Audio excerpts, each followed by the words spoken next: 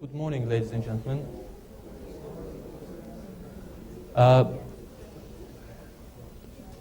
The theme for our today's panel session is about the investment strategy of the State Oil Fund. We had a very productive first session when we discussed at length the overall the story behind the creation of the fund, the rationale, and also the overall setup required for SOFAS to function successfully. SOFAS is sovereign wealth fund. The sovereign wealth funds, as we all know, come in different shapes and forms, and but the common feature they share, they are, in a sense, vehicles to transfer the wealth from the present to the future. And as such, most of them obviously have this common feature: they are long-term investors. And the subject for our today's panel session is what is required, what is requested to meet this objective, to be a long-term investor. And there are obviously, as we discussed in the previous session, there were various sets of issues required for the sovereign wealth fund to function successfully. They have to be a regulatory environment that the sovereign wealth funds operate in. They have to be the appropriate governance structure in place, and obviously the investment strategy, which is the subject of our today's presentation. But this investment strategy as such cannot be looked at in isolation from all those factors. So I am privileged enough to welcome the distinguished panel of speakers today. And let me first of all briefly introduce them. The gentleman who's sitting next to me is Mr. Martin Skanske. He's a well-known person as a person who was the person who was behind the success story of the Norwegian pension fund, Norwegian oil fund, if you wish. He is currently independent consultant specializing in advising the sovereign wealth funds on investment governance issues, and he is currently advisor to the Storebrand Group. He was Director General and Head of the Asset Management Department of the Norwegian Ministry of Finance from 2006 and 2011, and with responsibilities for setting the strategy and overseeing the operation of the Norwegian government pension fund. And from 2002-2006, he was a Director General and Head of the Domestic Policy Department of the Office of the Prime Minister. The second person is our good friend, Jennifer Johnson-Kalari. She's a Director of the Sovereign Investment Partnership at the World Bank Treasury. In her current position, Jennifer worked extensively as an advisor to central banks, governments, and other official financial institutions. Prior to this, she managed substantial fixed income global portfolio for the World Bank clients and the World Bank Pension Fund. Before joining the bank, Jennifer led the supervisory work on market risk management and derivatives for multinational banks at the Office of the United States Comptroller of the Currency, and was a senior financial analyst at the Board of Governors of the Federal Reserve System. We work quite extensively with Jennifer. The World Bank Treasury, as you know, is one of our external managers, and we're quite closely involved in capacity building, helping us with capacity building. The third person is our friend Andrew Razanov. He's Managing Director and Head of the Sovereign Advisory in Permal. He's a managing director there, and he provides specialist research and advice to sovereign wealth funds on alternative investments and hedge fund allocation. Prior to that, he was the managing director, head of sovereign advisory at State Street. So, and he's a Russian national, so he speaks Russian. And the last but not least is the colleague of mine, Rovshan Javadov. He's Deputy Head of the Investment Department and Head of the Fixed Income Portfolio, Basically, the main part of our investment portfolio is bulk, in effect, 32 billion. So he's in charge of managing this portfolio. So with that, allow me to pose my, going back to my original question, and start with Martin, and repeat that, Martin, in a brief sort of, if I pose my question, what is required to for sovereign wealth fund to meet its long-term objective? Thank you. Well, thank you, Israfil, for that very kind introduction, and thank you for the invitation to join you here today. So this is a really big question, but let me start by going back to something you said at the introduction, which is that it really has to do with three sets of issues. The first set of issues relates to the role of the fund, which is related to economic policy, the role that the fund plays in the economic policy of the nation. The second set of issues relates to investment strategy, how you invest the money. And the third set of issues relate to governance, and by governance I mean the system you have set in place to take all these decisions about asset management, how to invest the money. And all of these three sets of issues are related. So today we're focusing primarily on the second set of issues, investment strategy, but we have to keep in mind that they are related to the other sets. So I think the first thing one has to do is to be clear about the role of the fund in economic policy. And some sovereign wealth funds are primarily established to stabilize the economy. They're a fund which will be shock absorbers to the economy. So you put money in the fund when the oil price is high, you take money out when the oil price is low. But that's a very sort of short and medium-term objective. Other funds have a more long-term objective. Their primary task is to transfer wealth from future generations, so that future generations can also share in the oil wealth. So the idea is that oil wealth belongs also to future generations. And this reflects two basic properties about oil. One is that the price is very volatile. It goes up and down. And the second is that it's a finite resource. At some point, when you have pumped up all the oil, it's finished. So the volatility, the swings in the price, and the time horizon of the exploration are two important factors.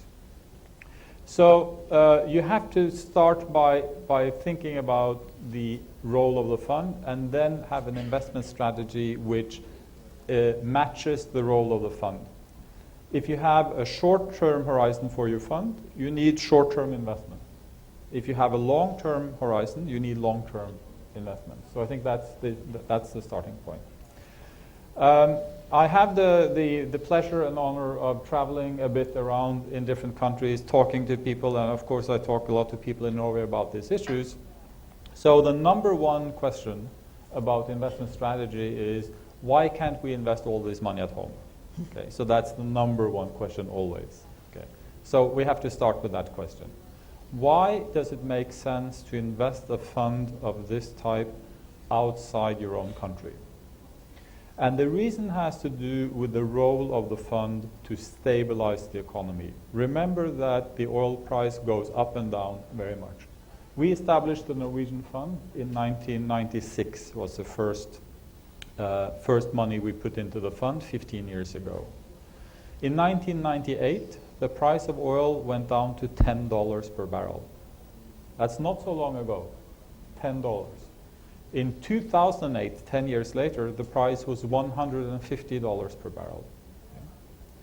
So if you allow the spending of money in your domestic economy to vary in line with the price of oil, you will have very high spending of money when the price is high, and very low spending when the price is low. And it will destabilize the economy. And you can think about this if you're trying to grow something in a place where there is a huge variation in the rainfall. Some years you have a lot of rain and some years you have little rain. You build a dam, and the purpose of the dam is to collect rain in the years when there is a lot of rain and spread it out when there is little rain. Because if you want to grow something, you want a steady supply of water, not too much and not too little every year. And the dam is there to regulate the irrigation. And the fund has exactly the same role in economic policy.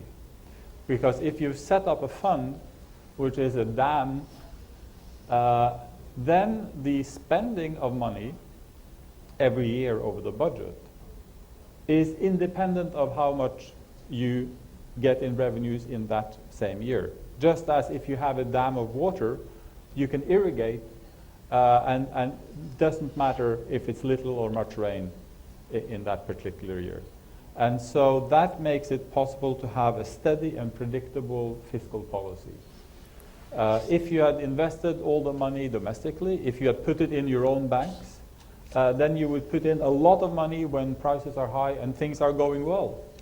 And you would be taking out money when things are going badly. And that would increase the variations in your economy. But you want the opposite. You want a buffer. You want a stable economy. So I think this is a really important point. And in order for the oil funds to play that role in stabilizing the economy, they have to be placed outside the country. But of course, as part of economic policy, you can take money from the fund, spend it in your economy in a disciplined, structured way over the long term. But you have to do it in a way which is sustainable. You don't want to spend a lot of money in a year when the price is high and then have to cut back spending when the price is low. So I think that is the number one. The second issue, I think, the second question I get when people talk to me about investment strategy is, how can you give me a high return with zero risk? Well, if I knew that, I wouldn't be sitting here. I would be somewhere on an island in the Pacific and enjoying life. Because you have to realize that there is a relationship between risk and expected return. If you want a higher expected return, you have to accept a higher risk. There is no right or wrong answer with respect to how much risk you should take. Some people love risk, and you probably know some of them. Some people hate risk. They become accountants or bureaucrats, like me. And that's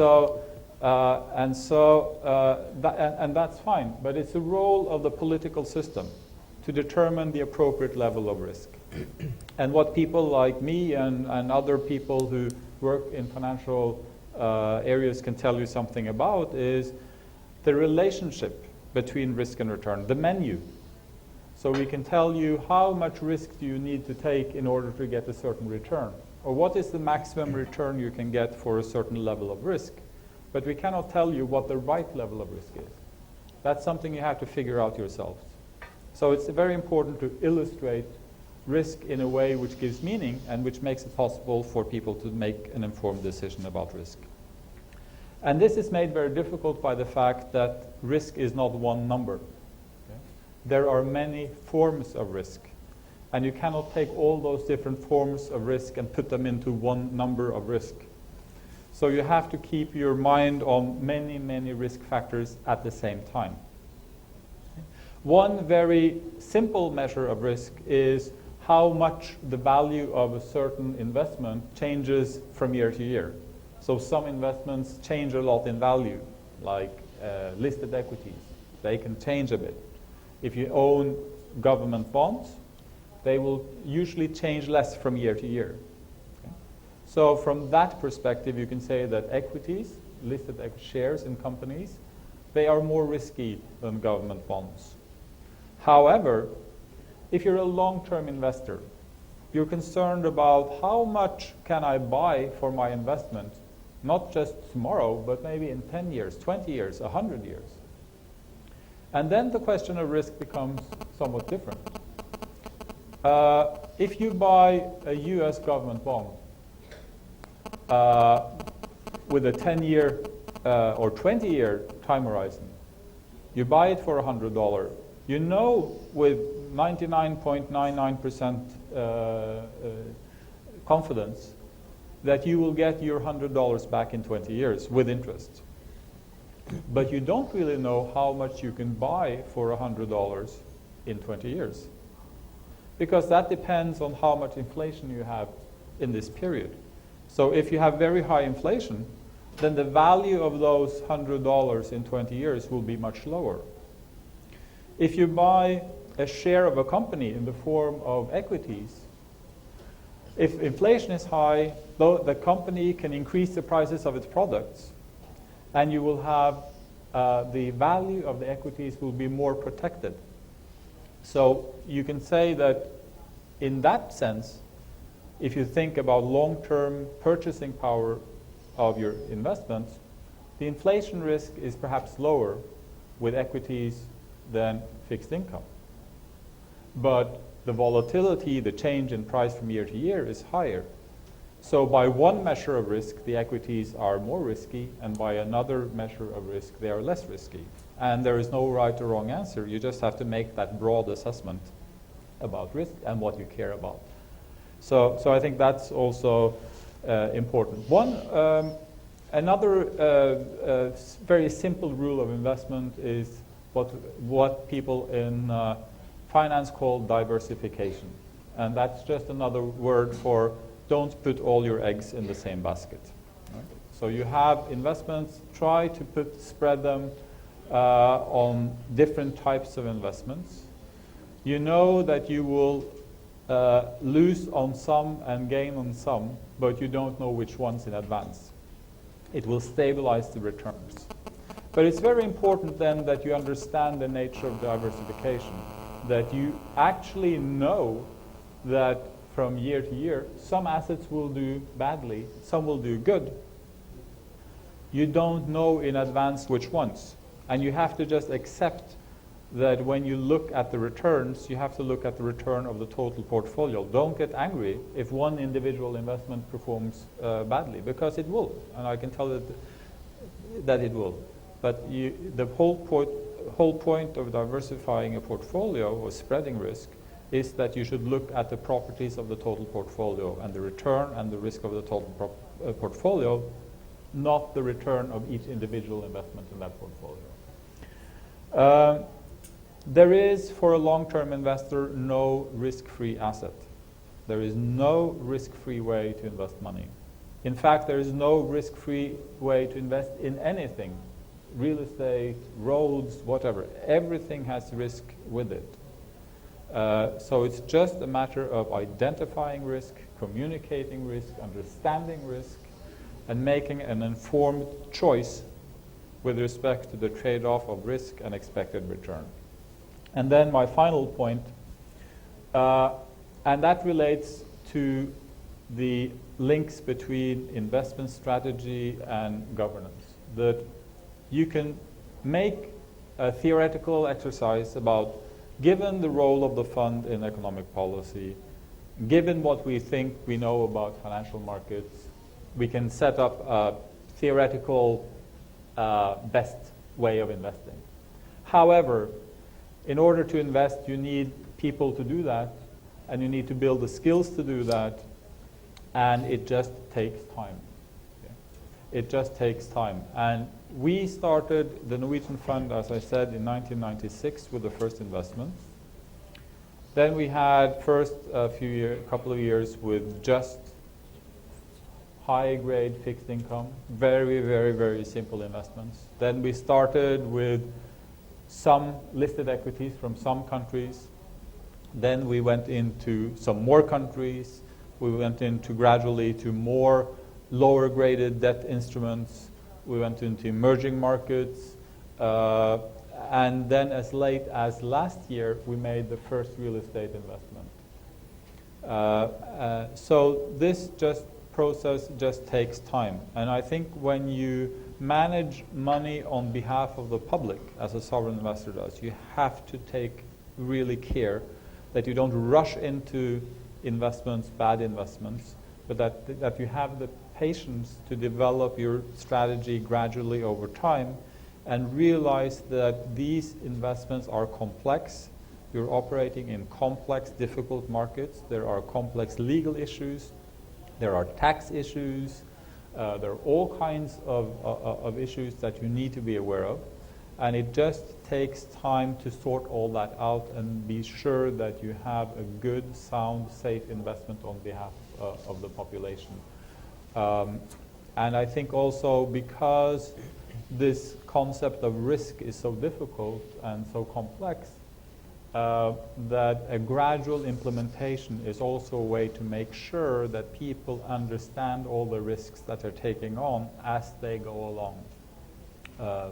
Because this, I've spent over the years lots and lots of time in Norway, in rooms like this, talking to people, explaining the strategies, the policies, making sure that people are aware of how we invest, why we invest, what the risks are. And it just takes time to build that. And I think when you have periods of a lot of unrest in the markets, like 2008, with the strategy we had in 2008, we lost 23% of the fund. $100 billion in 1 year. But we knew that we were long-term investors and that we had the capacity to take that risk. And when the price of shares in the markets was falling, we just bought more because we were a long-term investor. And through the financial crisis, we bought shares for $150 billion. I think we were probably the only buyers of equities in international markets in those times. And in 2009, when the markets turned again, we had a gain of 25% in the portfolio. We made much more than $100 billion in profits in 1 year. But you have to make sure that the population, the parliament, the journalists, the NGOs, that everyone understands the strategy and the risks. Because if people lose confidence just after you have lost a lot of money, that is the worst time to sell your assets. Right? So you need to make sure that you have the capacity to hold on to your assets when there is turbulence, and that you are truly long-term. And that's a very difficult thing to do, and it requires a lot of work and communication. But I think those are the main lessons that we have. Martin, thank you very much indeed for such a comprehensive introduction, which in a sense puts us all on the same page and also gives insight to the fundamental aspects of the investments in general, risk-return relations, diversification, and also the prerequisites in a sense, or what is required for a successful institutional investor or long-term investor to function. With that, thank you very much indeed, and also obviously sharing your experience and your the information on the evolution path of the Norwegian fund, which gives us a very good overview. With that, we'll ask Jennifer. Jennifer, as I said, had a very good experience dealing with institutional investors, central banks, and asset managers like SOFAs. Please. Thank you very much, and I'd like to thank Mr. Moshumov and for inviting us to celebrate the 20th anniversary of Azerbaijan's independence, and thank you all for coming to discuss this very important topic. And as this is a long-term fund, and we are taking a long-term perspective, I'd like to start with looking back in history. And as I'm sure all of you know, the Nobel Prizes really began in Baku with three brothers, Alfred Nobel and his two brothers, Robert and Wilfred, I believe is the third. who came to Baku in the 1880s as part of the first invitation by the government of Russia to invite foreign companies in to set up share companies to extract oil. And Mr. Nobel died in 1896. And he left some of his money that he had earned here in Azerbaijan to set up a fund, a foundation. And this is called the Nobel Foundation. And it was set up in 1901.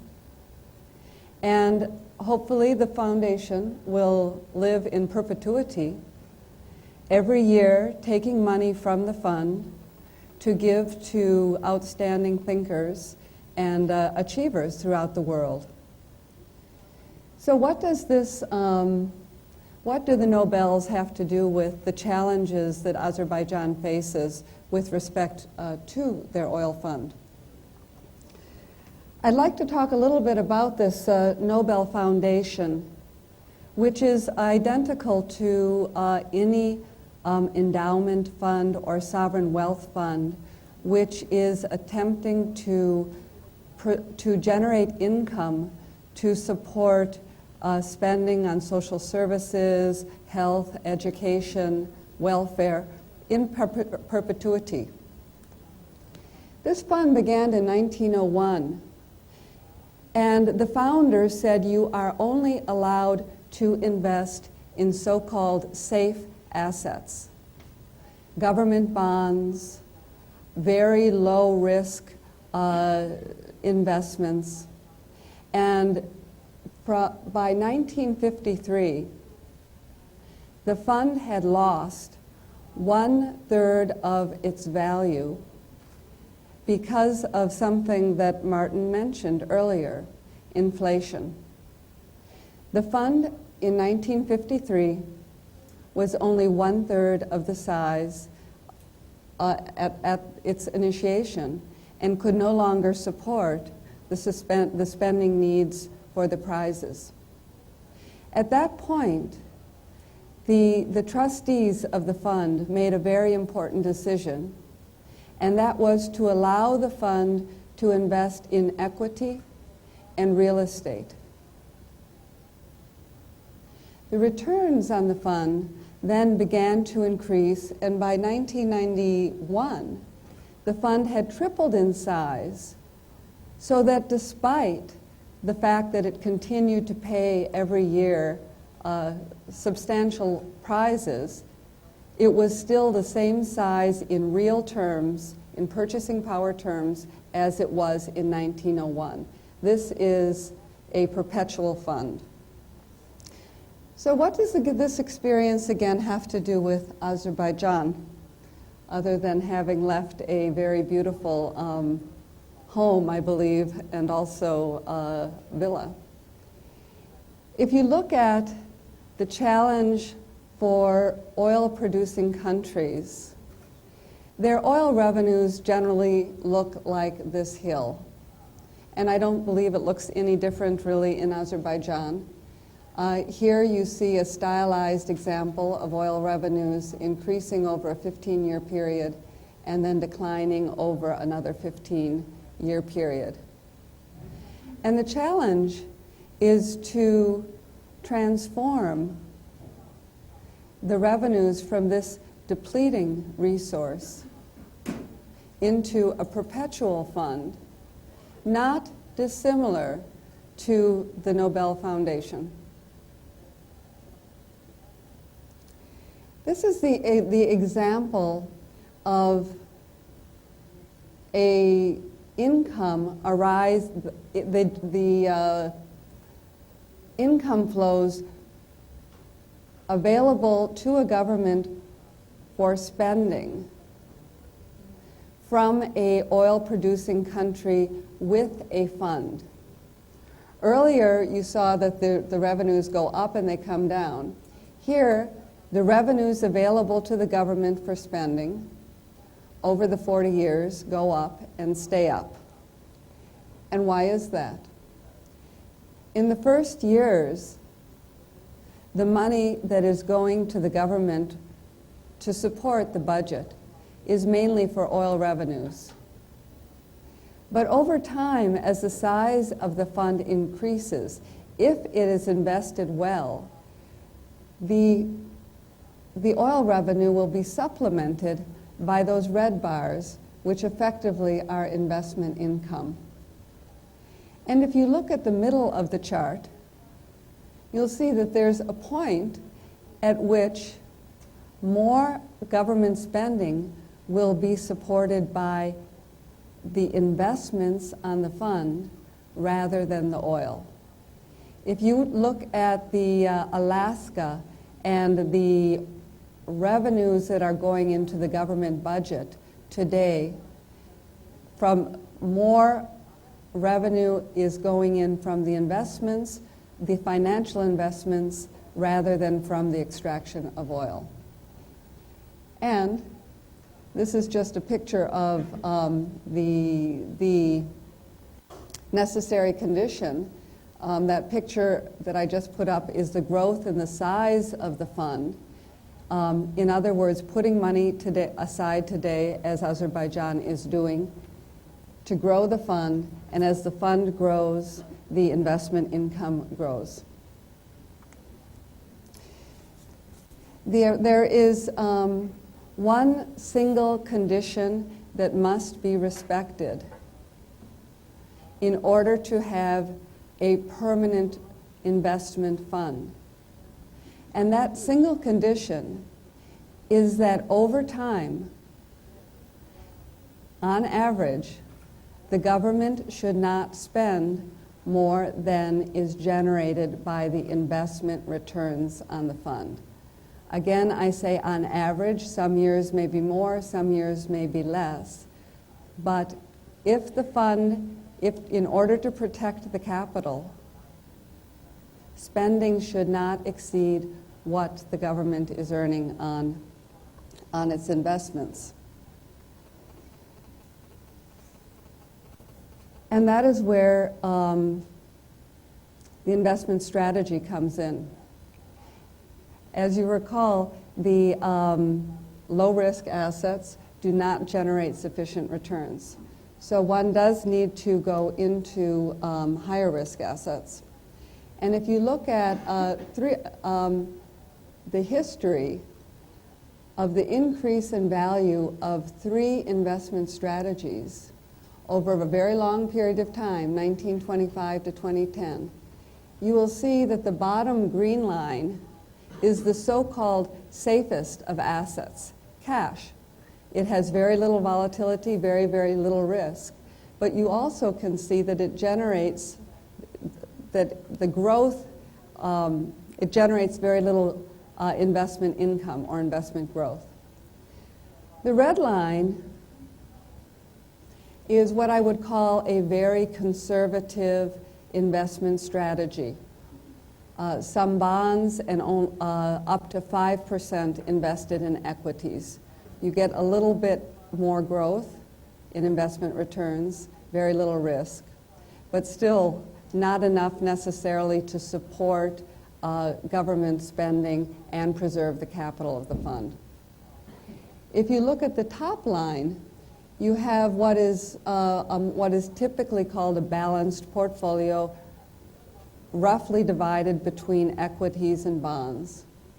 And in that case, you'll see that as the investment fund grows, there are some short-term periods where there are dips. Martin referred to the last dip in 2008, when Norway experienced that very sharp downturn in the size of the fund, but as he mentioned, it since recovered. The important message that I would like to leave you with is that it is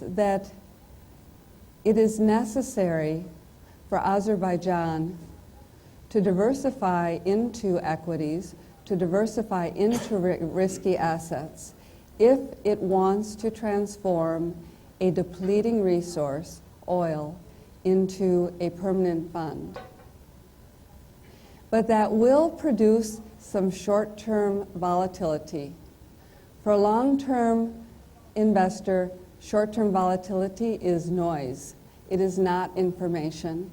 And when people evaluate SOFA's investment performance, they need to do that not over 1 quarter or over 1 year, but over 2 years, 5 years, 10 years, because the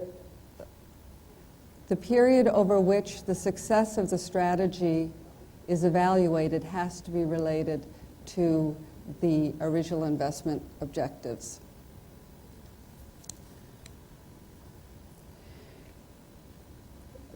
SOFA's today has in the first decade, SOFA's spent time building its internal investment capacity, which is a critical step, not only to be able to invest the money across risky assets themselves, but also to be able to develop an asset allocation and hire external asset managers.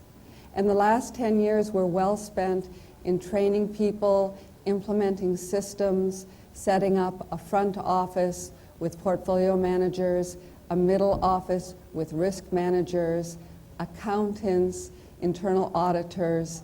All of that infrastructure takes time, and the platform to diversify into a higher risk strategy has been built. I understand just last week the investment guidelines were liberalized to permit SOFAs to begin to invest in equities, just as the Nobel Foundation did in 1951 and Norges Bank did in 2001, if I'm correct. How does the Nobel, what does the asset allocation for the Nobel Foundation look like today? Today, the Nobel Foundation is invested about 55% in equities, about 20% in bonds, and about 25% in other assets such as real estate, private equity, and hedge funds. That may not look too different from what Norges is also invested in. But the Nobel Foundation is a very mature foundation, and Norges has been at it for 20 years. SOFA's is just beginning on this path of diversification with their ability today to invest up to 5% in equities and 5% in real estate. I expect that as the years go by, they will continue to diversify, and just as the Nobel Foundation today is a permanent fund, so SOFA's will be able to successfully transform the country from one that is subject to, from one characterized by a depleting resource oil into one where you have a permanent fund available in perpetuity to support the government's needs to spend on health, education, and welfare. Thank you very much indeed, Jennifer. And I particularly like the analogy with the Nobel Fund, and I think it gives us a very good historic, I would say, perspective. And I'd like just to emphasize obviously most of the points you mentioned, but just emphasize a couple of points. The short-term expectations of the stakeholders and long-term objectives of the fund, and also the importance of building the sound governance structure, not probably of gradual move into new asset classes or new strategy, not rushing into it. Mm-hmm. Thank you very much indeed. And with that, I'd like to move to Andrew, and hear his view. And specifically, Andrew is well known for, apart from other apart from his background, he's also well known for coining this definition of sovereign wealth fund.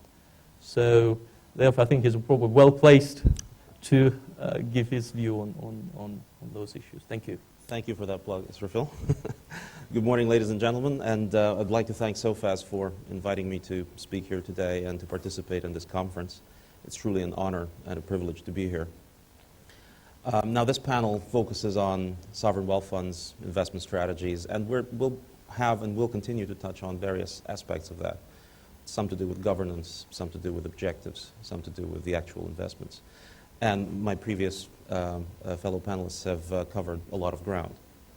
And you will probably find me echoing some of their remarks along the way. But what I'd like to focus on in my opening remarks is really three fundamental challenges that I think are especially important in the context of a future generation, type long-term saving-oriented sovereign wealth fund. The first challenge is what I would call probably an existential or philosophical challenge, and that is in the context of a future generation fund, what do we think the future generations expect and want from us? And I'll start with that in a second. The second challenge has to do with governance. Basically, how do we make sure that the competent and professional team of sovereign wealth managers implements decisions that will be economically and financially necessary, but may at times be politically and reputationally difficult. And the third challenge, especially coming on the heels of the financial crisis that we've all witnessed, is really the investment challenge of how do we square the circle in terms of what Israfil mentioned just now, and Jennifer also talked about. How do we reconcile the long-term investment horizon of sovereign wealth funds with the increasing short-term political and reputational pressures that are brought to bear on these funds? Let's take these in turn. So let's start with the question, what do future generations want and expect of us? Do they want to inherit in the future a foreign financial portfolio, broadly diversified, very professionally constructed, and live off of the regular income that portfolio generates in an endowment-type environment? Or take the other extreme, and this is an extreme. Do they want to inherit all of that sovereign wealth and all of that oil money to be invested domestically and inherit a broadly diversified local economy, thriving, generating jobs, providing entrepreneurial business opportunities? And I think this is a very tough philosophical question, especially in the context of a developing country. And I don't think there is a universal one-size-fits-all solution that will be applicable across all countries, because every individual country will have its own set of unique challenges and unique constraints that it lives and operates under. But I think in this context, to me, Azerbaijan represents a very unique case study. I came to this country for the first time in September 2004. And then several years ago, I started coming here more or less regularly, maybe twice or three times a year. And I must say that I have been deeply impressed every time I come here, both during my visits to SOFAS and seeing how the team has been put together, how the resources have been invested in building up the platform, how the money in the fund has been accumulated, preserved, and managed. But at the same time, I have also been very impressed every time I come to Baku to see the growth of the city, the vibrancy of the city, to see all of the infrastructure and the construction that's going on, making this city that much more attractive and impressive, both for people living here and for people visiting. If I recall correctly, during the lifetime of the fund, something in excess of $60 billion of oil revenues has been taken in in terms of oil revenues, and about half of that has been actually spent and invested in various infrastructure projects, in diversifying and building out local economy for social needs. So to me, this looks like a fairly well-balanced solution or a fairly well-balanced approach, if you will, in terms of answering this fundamental question. So how do we find the right balance to invest domestically and to support and develop the domestic economy and deploy petrodollars and the oil wealth properly for the current generation and for the future generation to inherit that better economy. But also, how do we ring fence and protect, manage and grow that portfolio that will help us spread and share this wealth, hopefully in perpetuity, as Jennifer mentioned earlier, with the future generations. The second challenge, and again, this is beyond and broader than just Azerbaijan. This is really a challenge that I think is we see across the board with many different sovereign wealth funds, is the governance challenge I mentioned. How do we make sure that the managers of the fund have the full backing and support in making important and necessary economic and financial decisions when they invest, which can be very difficult politically or reputationally in certain circumstances. And here I'd like to go back to Martin's example. Norway, I think, is a classic case that anybody and everybody who wants to learn about how sovereign wealth funds operate, the way that the investment team continued in a very disciplined way to invest more and more in equities as equities were falling, that's exactly the right thing to do if you manage a long-term fund as a savings-oriented future generations fund. And yet, can you imagine the public pressure or the political pressure, the reputational pressure that people who are not necessarily very well-versed or very, very involved in finance would have looking at a fund that just lost because of the market developments, what was that, 23% or almost $100 billion, and keeps buying more equities? This is the right thing to do, but it's extremely difficult politically. So the question becomes, how do we set up the governance of the fund? How do we make sure that the managers responsible for carrying out an investment policy, a responsible investment policy like that, are protected and shielded, if you will, from unnecessary short-term political pressures or reputational pressures? Now, I would argue there are three different models you can apply here. One model is to deny the public transparency, right? I mean, on the previous panel, one of the speakers mentioned that Azerbaijan's fund is it may be much younger than a number of other larger and longer established funds, but it's certainly one of the most transparent. But some of the other funds, for them, relative lack of transparency works, amongst other things, by protecting the fund managers and supporting them to take certain decisions. In certain countries, this works. But in other countries, Norway or Azerbaijan are a good example, this does not work. The funds were set up on the premise that they will be transparent, that they would be fully and publicly accountable.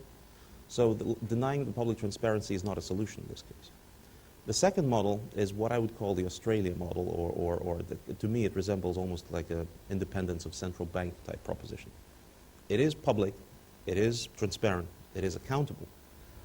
But the whole point is to take the sovereign wealth fund out of the political process and put it as far away at arm's length from the political process, such that it is not influenced too strongly by which party comes to power and which political agenda dominates at any particular point in time.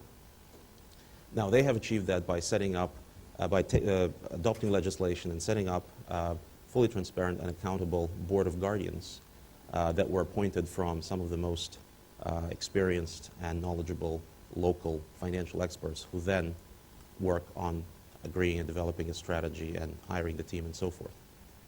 And then the third model, which I think is applicable in Norway's case and to a considerable degree in Azerbaijan, is where you actually make a conscious decision that you make the fund an integral part of your political process, directly accountable through the democratic process and through the parliament to the underlying constituents. And this way, you really are forced to bring the public, so to speak, are forced to bring the public and the constituents as co-pilots. You need to bring them in, and you need to get the stakeholders to agree to your strategy. You need them to understand your strategy. You need to sell them, so to speak, on your strategy so that they are fully on board. And it takes outreach, it takes education, it takes honestly, events like this to get the message out and to help educate people who may not necessarily in their day-to-day life be involved in finance.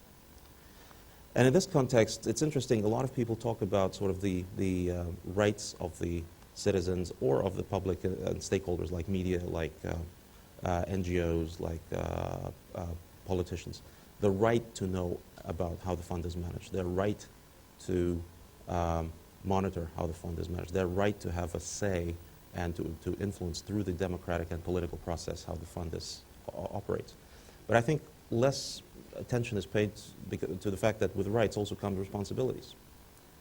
And I think the key responsibility of stakeholders like that is really to invest some time and some effort in understanding the basic macroeconomic and financial premises and constraints that under which these funds operate, so that the dialogue and the communication becomes substantive and meaningful.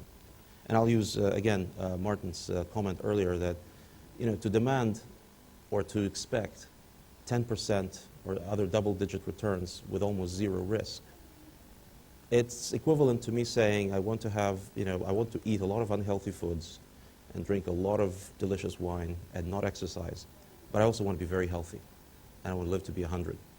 Just like with our individual health, we expect the doctors to provide us help, but we are also responsible to understand what it is that we need to do to maintain that health. Almost in a similar type of way, I think the individual citizens and the responsible stakeholders that have a very legitimate interest in how this fund is managed need to educate themselves to a level where they can have this meaningful discussion and pose meaningful and probing questions within the context in which the fund operates. And so, finally, the investment challenge of long-term versus short-term. First, as a side comment, I completely agree. I think the most important thing to realize is to ask what is this fund about. If it's a pure stabilization fund, if the only objective of that fund is to accumulate a certain amount of money to support the budget if the oil price drops, then it has to be a very short-term based fund. It has to invest in very liquid, very conservative assets. But if it's a long-term savings-oriented fund, if it's a future generations type fund, then it has a completely different set of objectives. And Jennifer still, I think, has that slide on for you to see. That's a key message. I was talking to an American pension fund manager recently, and of course in their case they have something like 30 or 50-year horizon at most to try and build up their assets to meet a certain liability. And he said, you know what, 30-year US Treasuries, of course they give me certainty. Problem is, at the current level of interest rates, these treasuries give me certainty that I will not meet my liabilities 30 years from now. So it is very important what the objective of the fund is, and based on that, then you have to think through the inflation risks, the change in value and risk of loss or volatility risk, and things like that. But what is this short-term versus long-term? So let me put it to you this way. Accounting and financial reporting cycle, what is it? Financial reporting every quarter, typically. Accounting once a year. So that's a very short-term cycle to focus on if you manage a very long-term fund. Think about external managers. When typically external managers are hired by any institution, sovereign, pension, endowment, what is the typical time frame after which it is judged to be appropriate to evaluate them? Typically 3 years, at 5 at best. Think about election cycles. 4 years, thereabouts. What about career cycles and career risks of people who make those decisions and are subjected to political or reputational risks? It's probably not as common now as it used to be to work at the same organization all your life. So if you change jobs once or twice conservatively, certainly in the Western setting, well, what, 5, 10, 15 years? How does that compare to the intergenerational long-term horizon of a sovereign wealth fund? It is intergenerational. So like former Norwegian executive director Knut Kjær famously said, our fund has a 100-year investment horizon. 100 years. The Nobel Foundation, in perpetuity, they plan to exist forever. And even people like Warren Buffett, the legendary investor. One of my favorite quotes is when he was asked, so what is your typical or expected holding period for your stock in your portfolio? His answer was, well, our favorite holding period is forever. And the reason is very simple, because if you are a very long-term investor and the longer term you become, it can actually be shown very easily that more than 80% of the value that you extract from those investments comes in the form of regular cash flows that keep coming in, the dividends, the interest income, the various cash flows from real assets. And only 20% or so from the actual appreciation or depreciation of the assets. So with that in mind, with that framework in mind, I just wanted to say that this whole concept of how do we structure a long-term investor in a way that the managers can do their job without undue and unnecessary pressure. How do we structure our investments so that they are genuinely long-term? These are all issues that are very, very topical today, especially after the crisis. And the fact that SOFAS is looking at this very closely and is gradually and carefully moving in that direction is, I think, a very welcome and a very important development.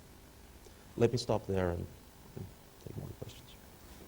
Andrew, thank you very much indeed for outlining all those challenges with that, I would like to move to SOFAS, to Rovshan, who all those challenges are, we are familiar with all those challenges and in our day-to-day work, and I'd like to ask Rovshan to give his view on where we stand, where we're planning to go with our investment strategy. Thank you. First of all, I would like to say that it's a privilege for me to be in the same panel with such speakers. And they have already actually talked much about prerequisites in order to be truly a long-term investor. Governance, transparency. As you mentioned, we are a very transparent institution. I mean, we publish our quarterly, yearly, annual reports, and you can find all information in public domains. I'll speak more about investment strategy and future priorities of SOFAS. As you know, objective of the SOFAS is a preservation of oil wealth for future generations. And this wealth, of course, belongs to our stakeholders, public stakeholders. And we are at SOFAS are guardians of this wealth. So we must act prudently in our investment decisions. I mean, Martin talked about evolution of Norway Fund. I mean, we had gone through the same evolutionary process. When we established and had a couple of $100 million, we used to invest in cash and money market funds, very liquid, very safe investments. And as assets grew, we began to diversify to fixed income securities. Again, very safe government bonds, very liquid bonds, and then gradually to low-grade bonds. But again, it was only fixed income. And frankly speaking, it doesn't make sense to invest in very volatile assets like listed equities and very illiquid assets like real estate when you have 1 or 2 billion assets under management. And actually, this strategy paid off quite well during the crisis and later. I mean, we never suffered losses during any single year. But current situation is quite different. I mean, we all know problems, debt problems in developed countries. We all know low yield environment and future inflationary pressures. So even being in a fixed income is not safe now. So as a manager of these wealth, we must think how to increase long-term investment, long-term returns. We have actually done our homework, at least some proportion of this homework. we, in anticipation of diversifying to new asset classes, made necessary changes to our structure, organizational structure. We built some expertise in-house. And the next step was to have a proper legal framework to invest in new asset classes. And as you already mentioned, and as everyone knows, last week Mr. President made necessary amendments to our guidelines. And now new guidelines allow us to invest in new currencies, some emerging market currencies, as well as new asset classes like public equities, real estate. Again, as I said, but change in investment guidelines is not alone sufficient. I mean, we also have to have proper investment policy, and we are currently working on investment policy. We build some internal expertise on new asset classes, but we have to be prudent, and we are still approaching to these investments very cautiously. As a first stage, we are planning to outsource investments in these new asset classes to external managers, and this will enable us to increase our knowledge, increase our expertise about these asset classes. But ultimate goal at SOFAS is to manage all assets in-house. And we are hoping that we will be able to do it in the next 2 or 3 years. Again, at the end, everything comes down to willingness and ability of our stakeholders to take the risk. Fund size, we have currently more than 32 billion assets under management, and we are growing quite rapidly, and as also nature of the funds means that we do have ability to tolerate short-term volatility, to take some risk. But the question is the willingness of our stakeholders. Are they willing to accept some short-term volatility? And at SOFAS, we are ready to actively participate in discussions with our stakeholders through mass media or other tools. We are ready to actively educate them, and we have done it in the past. As I said, this wealth belongs to our stakeholders, so at the end, this is their decision whether we should take short-term risk or not. But focusing on short-term performance should not hinder us from long-term value creation, I think. Thank you. Thank you very much indeed for your insight for SOFA's strategy and current status. We are short of time, and I'd like to allow the audience to actively participate, or to encourage actively participate in the discussion, and invite you to ask the questions. But before, obviously, when you ask the question, I'd like to ask you to present yourself.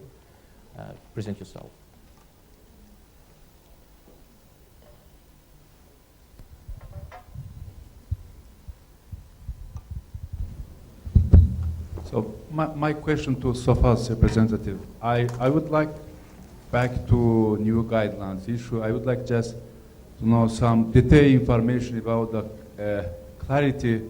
What was the necessity to change portfolio, including Russia and Turkey markets? What is your expectation? How it will be risky for SOFA's? So can you clarify a bit more detail info for us? Yes, thank you for your question. Regarding currencies, we all know recent trends among institutional investors to move to emerging markets. Developed countries, have some problems with debt problems, and but everyone currently goes to emerging markets, and we are also thinking about moving to emerging market countries. And we have chosen Russia and Turkey because we have quite good trade economic relations with them. We have quite information about them. But again, this is a first step. In the future, we might add some other emerging market currencies as well. I just wanted to add that we have been investing in emerging markets so far, but primarily in 3 currencies, in USD, Euro, and GBP. So that applies to obviously many of the emerging market countries. So this trend, as Roshan outlined, that there is a trend in international markets and that's to do with the shift in strategic asset allocation of capital flow toward the emerging markets. And that's basically what I just wanted to add. So this move will allow us to invest in local currencies of these countries.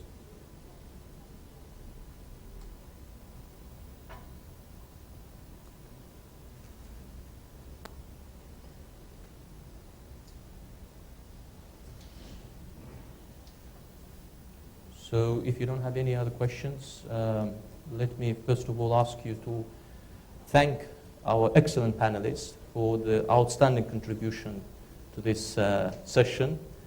And if you have any other questions, you can obviously ask them at a later stage.